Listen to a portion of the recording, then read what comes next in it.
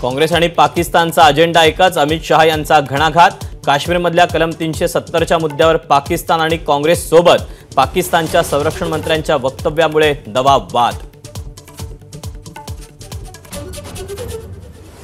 विधानसभेच्या 160 जागांसाठी भाजप आग्रही, विश्वसनीय सूत्रांची एबीपी माझाला माहिती। 2 ऑक्टोबर नंतर पहिल्या 50 उमेदवारांच्या यादीचं टार्गेट।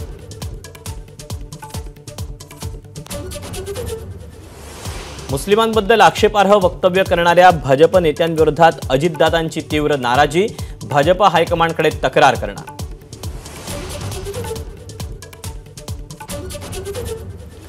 अजित पवारांचं फेसबुक पेज हॅक झाल्याचा राष्ट्रवादीला संशय, आक्षेपार्ह मजकूर असलेलं पेज फॉलो झाल्यानं संशय बळावला।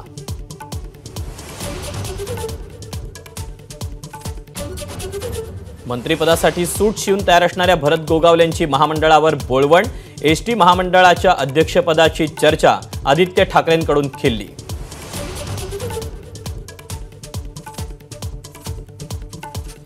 मनसेच्या वरळी व्हिजनचा आदित्य ठाकरेंना निमंत्रण देणार, मनसेच्या संदीप देशपांडेंची माहिती।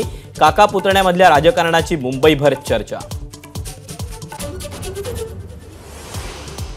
तिसऱ्या आघाडीसाठी आज छत्रपती संभाजीराजे, बच्चू कडू, राजू शेट्टी यांची बैठक। तर आमच्या आघाडीचा चेहरा नाही, सगळे मिळून आघाडी चालवणार, राजू शेट्टींकडून स्पष्ट।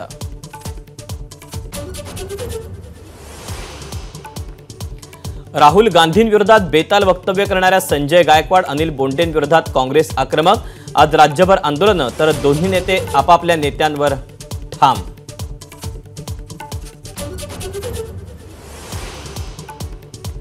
मुंबईचे माजी पोलीस आयुक्त संजय पांडे काँग्रेसमध्ये प्रवेश करणार। आज दुपारी 4 वाजता रमेश चेन्निथलांच्या उपस्थितीत काँग्रेसचा झेंडा हाती घेणार।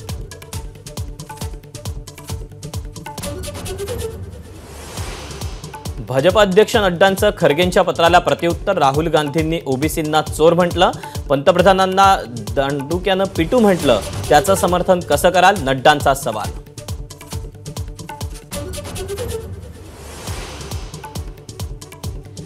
भिवंडीतील विसर्जन मिरवणूक राड्यानंतर गृह खात्याची कारवाई, उपायुक्तांची तातडीनं बदली, योग्य पद्धतीनं परिस्थिती न हाताळल्याचा ठपका।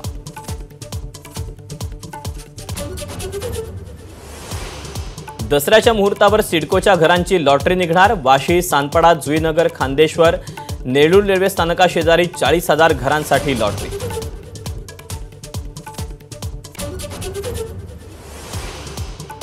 भविष्य निर्वाह निधी म्हणजेच पीएफ मधून अडीअडचणीला काढता येणार 1 लाख रुपये, केंद्रीय कामगार मंत्रालयाचा निर्णय।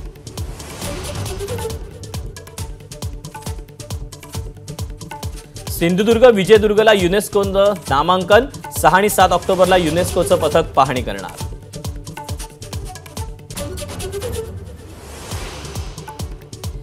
सलमान खानचे वडील सलीम खान यांना अज्ञात महिलेची धमकी, लॉरेन्स बिश्नोई को भेजू क्या असा विचारला सवाल, गुन्हा दाखल।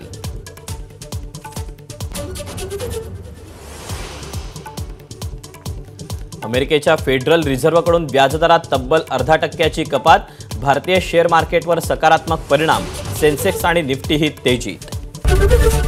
एबीपी माझा, उघडा डोळे बघा नीट।